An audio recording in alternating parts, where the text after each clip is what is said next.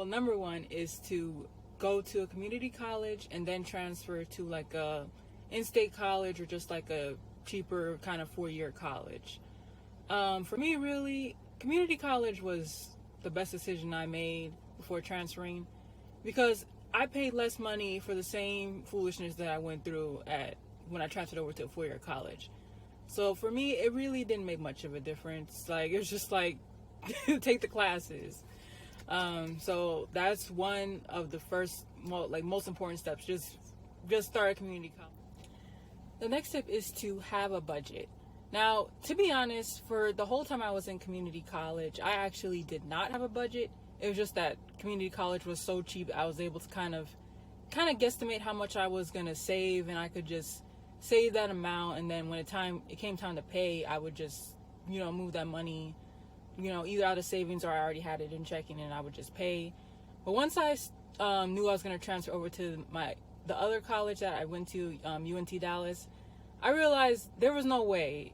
Like, I needed a budget, but I just had never been able to stick to one, and I always got discouraged until I actually started using You Need a Budget, also known as YNAB, and that really helped because I was able to set like category goals in there, and then I could like kind of estimate, okay, how much is college for these 2 years here that I'll be here for the rest of till I graduate with my bachelor's. So I was able to plug in that amount, and then it would help me like save, this time you're gonna need this much to pay for it and all that. So budgeting is very essential. I just wish I had done it like in community college, but I didn't.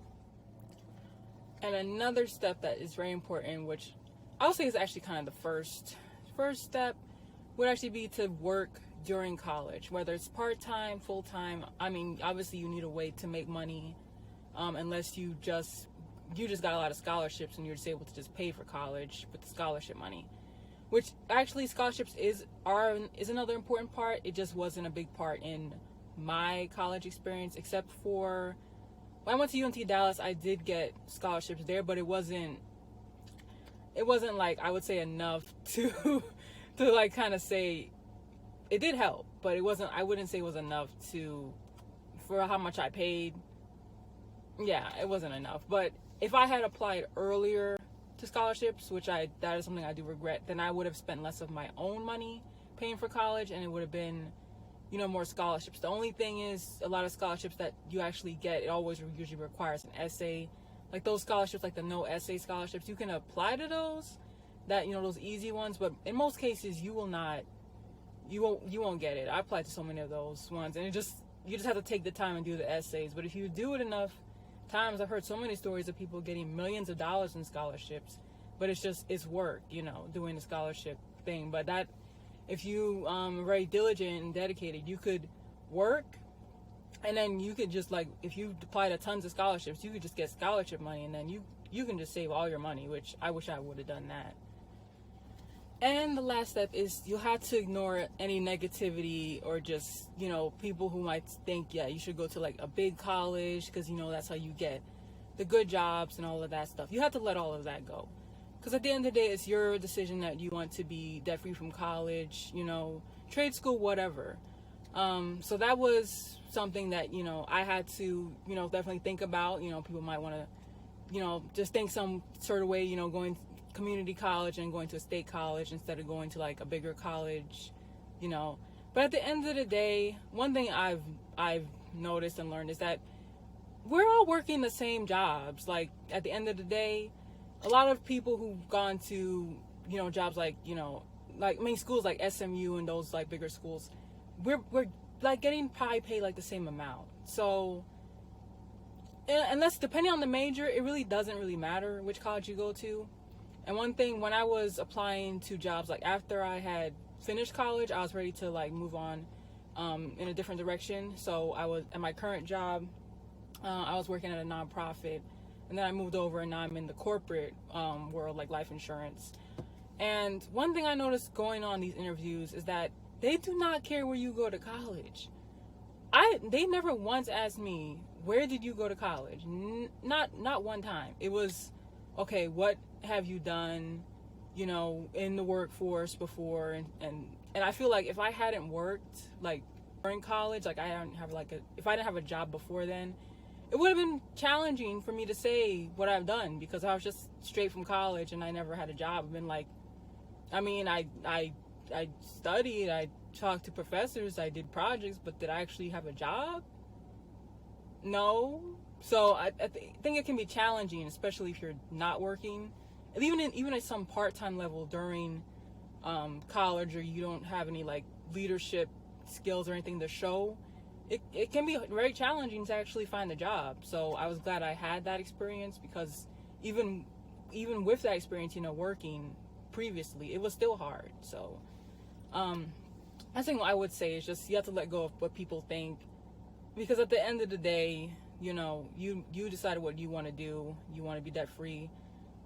That's just a great decision, especially now with inflation and all the crazy things that are going on. I'm so glad I don't have student loans, because I would just be so stressed out right now. Yeah, I couldn't deal with it. I had said that was the last step, but I actually have 3 more steps that I just thought of before I have to head over to work. So one of the steps is you have to make sacrifices. Now, I wouldn't have been able to graduate debt free if I hadn't been working while in college. But one of the things that required was sacrifices, because there were times where I couldn't go somewhere, I couldn't do something because, I had to study, because I had just, finished working. So I was studying at night, I was doing homework at night, I was taking exams at night, I was taking classes at night. And when I was in community college, I went to school like in person. So I had to, right after work, I would have to go straight to class. I didn't have time to do, I guess, kind of in a way, do what normal college kids, they just can kind of hang out and stuff like that. I did it to an extent, but I couldn't do it that much, because, I had to get up early in the morning and all this other stuff. So that required sacrifices. And then when I went to UNT Dallas, that was around the time COVID, COVID had already, we were already in quarantine.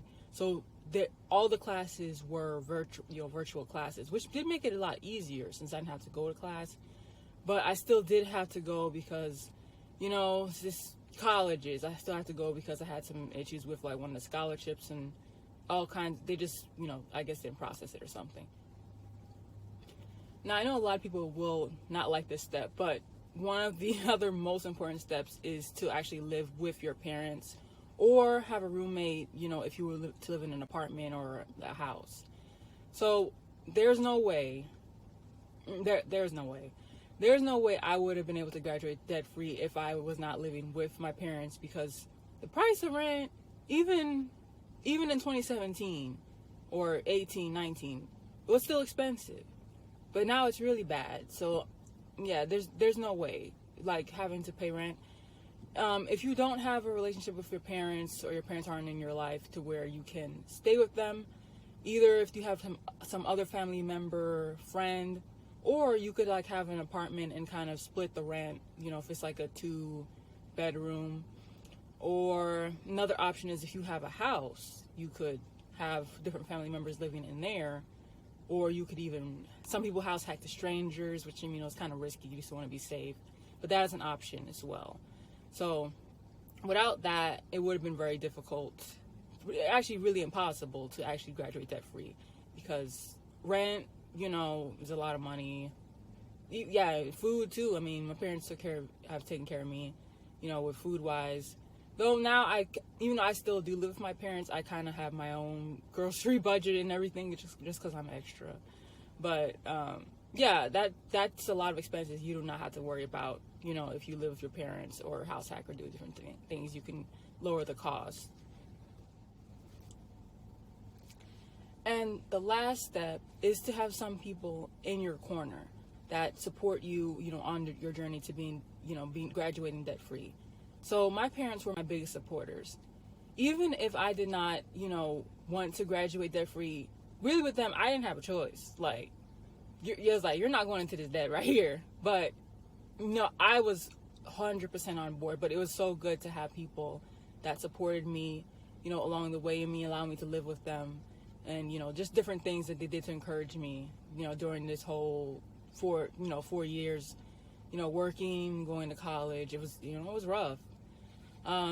But if you do not have that support system, either you could find like an online community of like-minded people who are like on that road to graduating debt-free or who have done it. I know there's so many Facebook groups around, and some of the people I look up to, like as far as like social media, would be Dave Ramsey and Anthony O'Neill. Like they are really, really encouraging, and you should definitely subscribe, follow. I'm actually subscribed really to Anthony O'Neill because he's like the younger, I guess, hip version of Dave. He actually is not with Dave Ramsey anymore.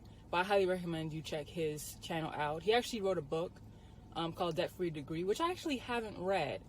I've been thinking about reading it, but I'm like, I already graduated, but maybe there's something I could, gain from this, because, I mean, eventually I may plan to, well, actually I do plan to get a master's. I don't know how soon, because right now I just need a break from college. I'm tired. And that's going to be more money that I'll have to, save up and then spend. So, I'm not even going to worry about that right now. But yes, having someone in your corner or people in your corner is very important, because it can be easy to get discouraged and feel like, well, this is, work. This is going to take time. It may take you longer to actually get out of college because you're paying for it. But if you have people along the way that will encourage you, support you and tell you to, keep going, the end is in sight, it will definitely help you along the journey.